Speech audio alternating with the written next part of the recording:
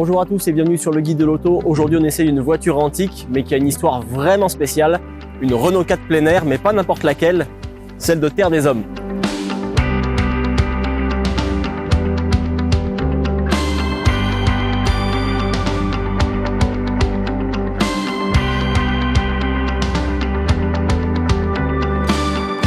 Alors la Renault 4, qu'est-ce que c'est? La Renault 4, c'est une petite voiture populaire française du début des années 60.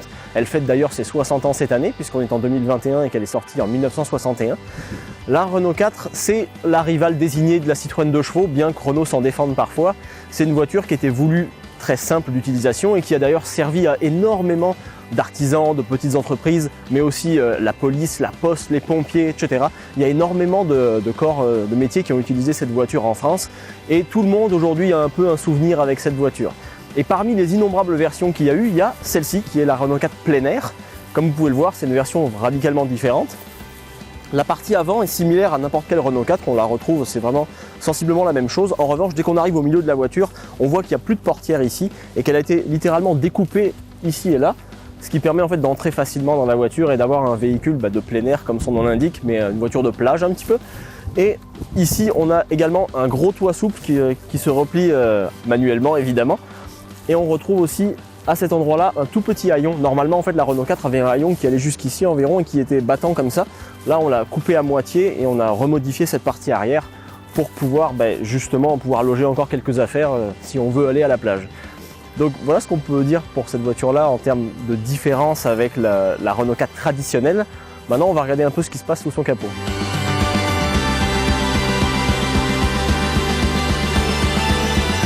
Alors le moteur, comme vous pouvez voir, c'est pas très gros sous ce capot. C'est un 4 cylindres en ligne 845 cc, même pas 1 litre, qui développe 30 chevaux et 43 livres-pieds de couple. Alors on s'entend que c'est pas une puissance gigantesque, mais c'est une voiture qui pèse environ 600 kg. Donc ça permet quand même d'avoir des accélérations correctes. Je vous dirais que j'irai peut-être pas rouler 120 sur l'autoroute avec ça, mais disons que ça permet de se déplacer correctement. Ce qui est intéressant ici qu'on retrouve, c'est qu'en fait il n'y a pas une plaque constructeur mais deux, parce que en fait les Renault 4 plein air n'étaient pas fabriqués par Renault directement mais par un autre constructeur qui s'appelait Simpar, qui a été racheté par Renault par la suite. C'est pour ça qu'on retrouve ici Simpar plein air avec le numéro de la voiture. Là la voiture serait la numéro 524 donc, sachant qu'il y a eu environ 550 à 650 selon les sources de véhicules qui ont été produits. Ça veut dire que ce serait plutôt vers les dernières voitures qui ont été produites. C'est un peu étrange de voir ça parce que normalement la voiture ici a été livrée en 68 si mes sources sont bonnes. Donc soit cette voiture-ci a été livrée par la suite, mais en tout cas ça laisse penser qu'il y aurait peut-être eu plusieurs livraisons à la ville de Montréal de la part de Renault Canada. C'est difficile à dire. En tout cas, ce qui est certain, c'est que contrairement à certaines Renault qui étaient fabriquées ici au Québec, à Saint-Bruno, à la Soma, cette voiture-ci a été fabriquée en France.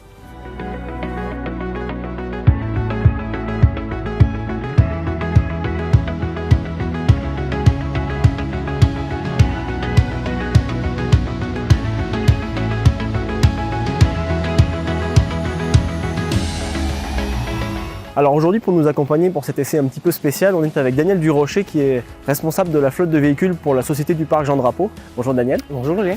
Alors finalement, on a une Renault 4 ici marquée Terre des Hommes. Pourquoi est-ce que cette voiture est écrite Terre des Hommes? Ben écoute, à l'époque, elle servait, comme je vous disais, au contremaître qui travaillait sur l'espace de Terre des Hommes. Elle permettait d'aller d'un pavillon à l'autre, des choses comme ça? Oui, elle allait d'un pavillon à l'autre, c'est ce que je sais comme histoire. Je vois que la voiture, elle a un peu plus de 15 000 km à l'odomètre aujourd'hui. Oui. C'est quand même un véhicule qui a beaucoup roulé finalement sur une si petite surface qu'est la société du parc Jean Drapeau. Est-ce que aujourd'hui, les véhicules que vous utilisez font beaucoup de millage aussi? Oui, effectivement, les véhicules qu'on a présentement, comme vous avez pu voir, on a quand même une grande flotte de véhicules qui sert à l'entretien des deux îles, l'île Sainte-Hélène et l'île Notre-Dame. Je vous dirais que c'est le même principe qu'il y avait à l'époque. Par contre, aujourd'hui, en 2021, on a des véhicules plus électriques. On essaie de devenir le plus éco-responsable possible. Puis je voyais cette voiture-ci, elle est quand même en très bel état. Est-ce qu'elle a été restaurée? Oui, elle a été restaurée. Par contre, elle était storée depuis quelques années sous une couverture parce qu'on l'a gardée comme patrimoine, je vous dirais, pour le parc Jean Drapeau et évidemment Terre des Hommes. Je sais qu'on a comme projet de probablement la remettre en visuel pour les gens qui viennent visiter le parc Jean Drapeau. Okay. Je sais que c'est en train c'est sous la table de la mettre au pavillon du Canada. C'est ce qu'on sait présentement. Ok, super. Eh ben, on va-tu faire un tour avec? 100 000 à l'heure. Cool.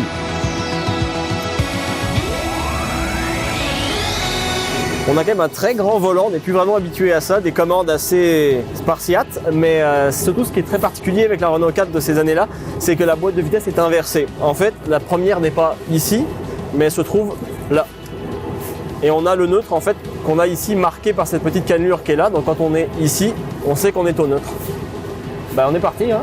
Allez.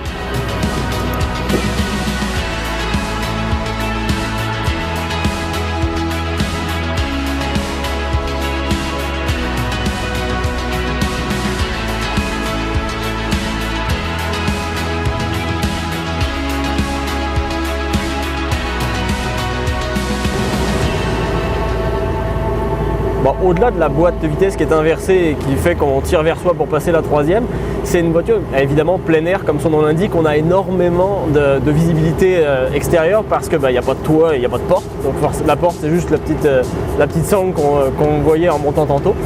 Donc c'est sûr que c'est une auto assez amusante. Honnêtement pour 30 chevaux je m'attendais vraiment à ce que ça soit moins vif que ça. C'est à bas régime, c'est pas si pire en vérité.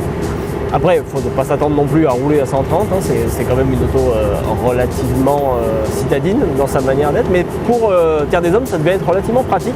Après, les pédales sont assez proches, c'est assez curieux au premier abord, l'accélérateur et le frein, les deux sont très proches du pied droit, ce qui fait que des fois on a tendance à accrocher un petit peu l'accélérateur quand on freine, il faut faire un petit peu attention.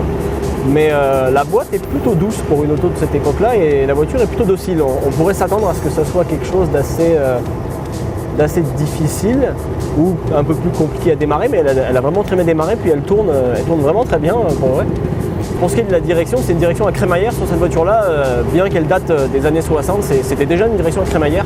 En revanche, c'est un freinage avec 4 tambours et ça se ressent, que ce soit l'attaque ou le mordant ou la puissance, c'est un freinage qui est quand même un petit peu daté évidemment.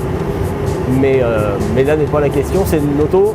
C'est quand même assez émouvant de se retrouver dans une voiture aussi patrimoniale que celle-ci et d'avoir la possibilité de conduire un véhicule comme celui-là. Et merci beaucoup Daniel en tout cas de nous avoir permis de conduire cette auto-là, c'était vraiment le fun. Ça me fait plaisir.